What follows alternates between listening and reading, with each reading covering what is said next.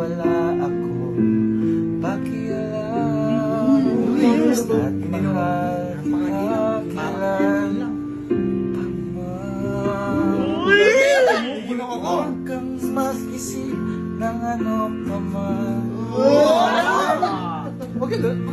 Mapaliwanag mo'y tinakailangan.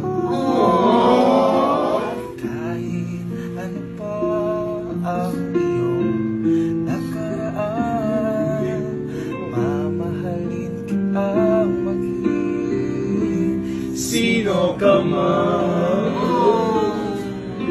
Mahal